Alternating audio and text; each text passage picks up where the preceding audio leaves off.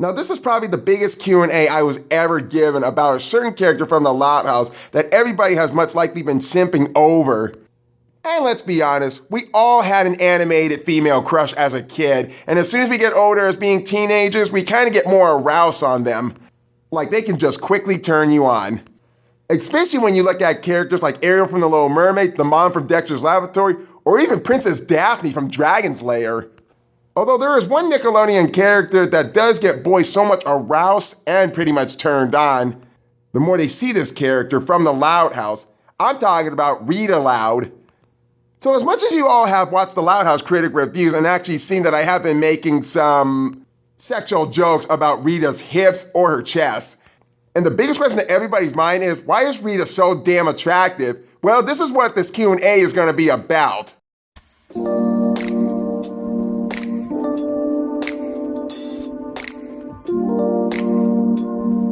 Well, if you all quite remember back in season 1 when we didn't get to see Lynn Sr. or Rita's face back then, but suddenly they gradually got to show their faces in the Christmas special of 11 Louds of Leaping. And I have to admit, I was pretty much shocked as all you guys were when they actually finally showed their faces after showing them throughout season 1 of like the Tom and Jerry kind of style of not seeing any of the parents' faces and always having different gags to actually hide their faces of what they look like. Because honestly, I don't think they had so much the audacity to actually have the right face design for these characters. And if I could be honest, I already knew what Lynn Sr. was going to look like, even if they did show his face in further season. But with Rita, I couldn't even put my mind to it, because all we could see from the parents is actually see them from the neck down below their waist. In fact, anytime when Rita's on screen, they much likely could see her from the actual neck up down to where her hips are at, like they could just zoom in right in on her body. And that's when some guys start getting at her, especially when you see the back of her, like when you see her in The Loudest Yard. And let's not forget the one that everybody seems to love the most, from Come Sail Away. This is how you do a victory dance! Go mom, shake that booty! I'll save this kind of criticism for later, but as of right now, was showing Rita's face actually more impressive than actually just hiding her face throughout the entire series? Well, when you put something on paper or on a computer, you kind of can look at the animation a little different of how the way they got the character walking or how their movements are. But as we see more and more of Rita's face throughout the series ever since season 2, some artists aren't really much hiding so much her face anymore.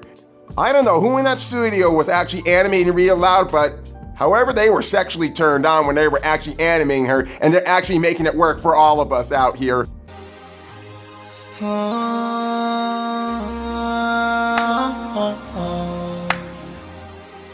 Well, to answer that to you perfectly straight, actually, no, Rita was not my actual first crush on an animated cartoon female character.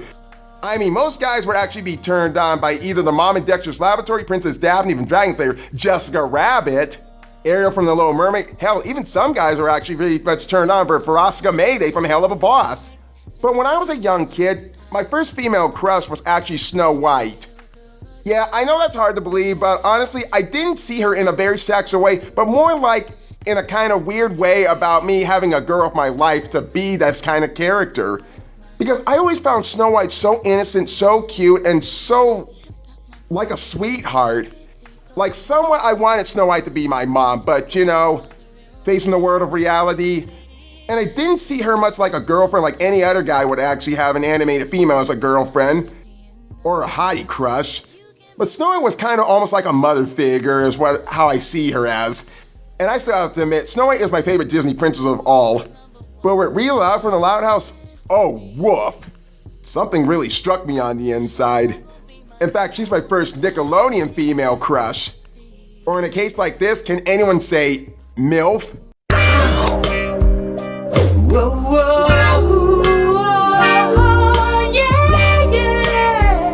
Well, to answer that million-dollar question, I have to get into further details of what makes Rita so damn attractive to much male audience. Hell, maybe even to some lesbians. If you were to go back in season 1 and actually check Rita out all over again, just before the moment they actually got to show their faces and we got to see her, all you could see was down to Rita's neck to right down to her hips, almost close up to where her chest is at. And sometimes when she has her backside turned, yeah, you can kind of imagine about some guys that decide to do so much the butt jokes of her.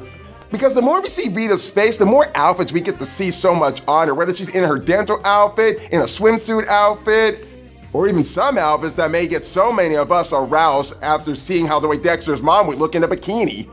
Because with further episodes, when we see Rita as a teenager, I bet there are some teenagers that are so much out there that get so much aroused and wishing that she would be their girlfriend. And let's be honest, most of us had crushes on when we were in high school or in middle school. Even if we like to picture our main crushes as a cartoon character that we kind of admire or get turned on by.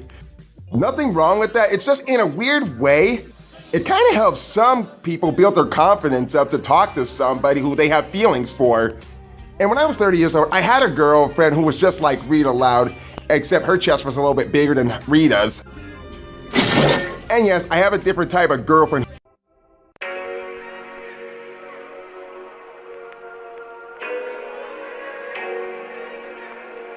That one is a really good question. On top of what I said earlier about Rita's appearance after not seeing her face throughout season 1 and actually getting to see her face in season 2, things really do take a hard turn for us, and I do mean a hard turn. So what is it about Rita that gets so much the guys, or even lesbians, so much aroused about her? Well, let's be honest with one another. When a female takes a look at a guy, either in the world of reality or in the world of animated, and personally, some girls can actually judge a guy from how the way they look, how they act, or they're constantly thinking to themselves like, somehow this guy is actually perfect for me. I mean, it's not like anybody could look for the real inner beauty in every one of us.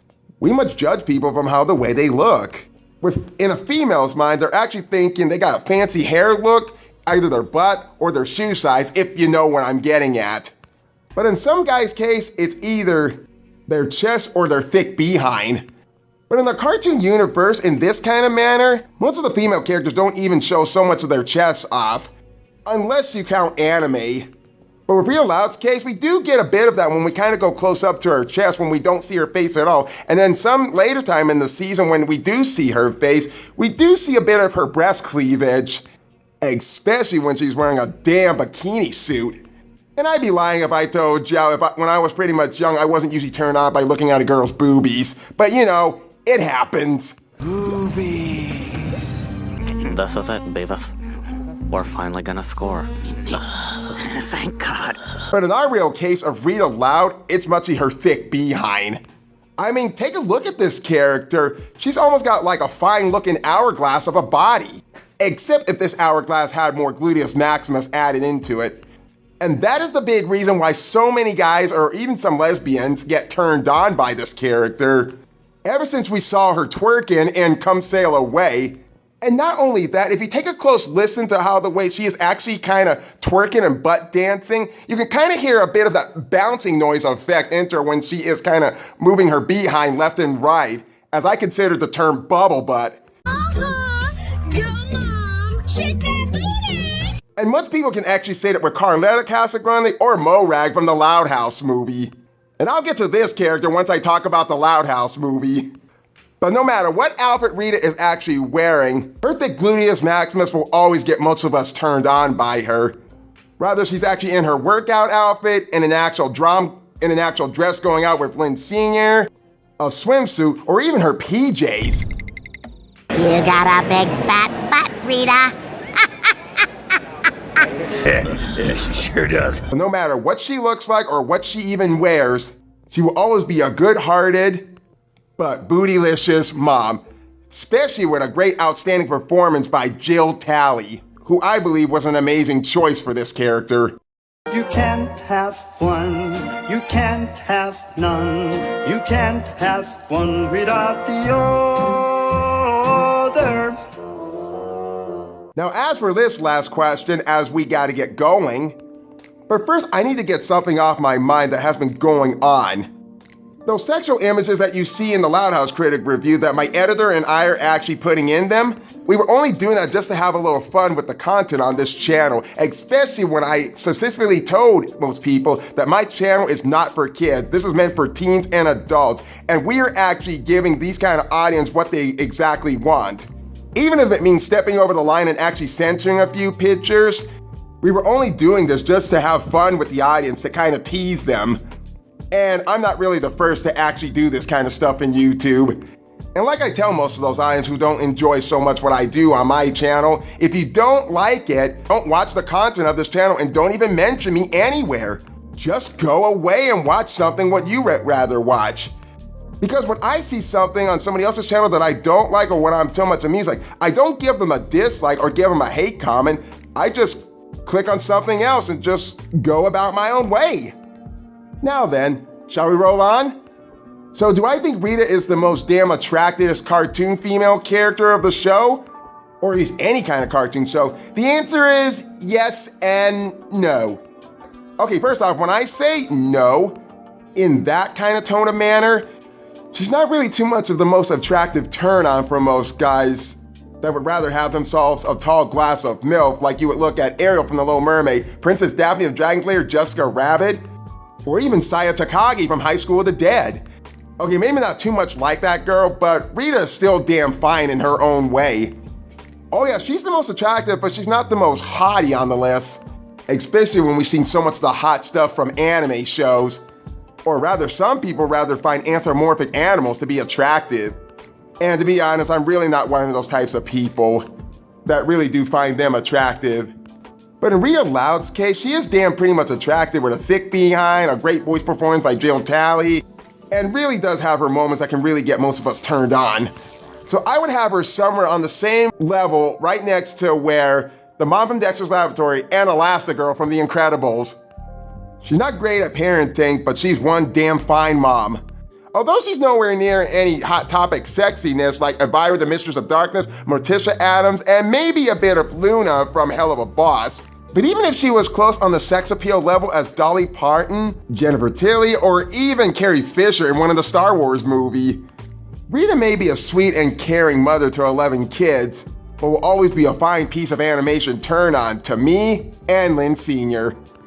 And that, my fine YouTube audience, is all I can say about this Q&A. And let me tell you, this was almost about as easy to get through as for me doing my top 7 hated episodes from each season. And I hope I answered most of your guys' questions on this. I'll see you next time for another Q&A on any question of the Loud House or on a different subject. Or possibly catch me with another Loud House Critic episode review Thursdays at 1 a.m. or Loud House Critic Shorts or Loud House Podcast Thursdays at 1 p.m. Thanks for watching, and I'll see you guys next time. And try not to make a mess after when you watch this video. If you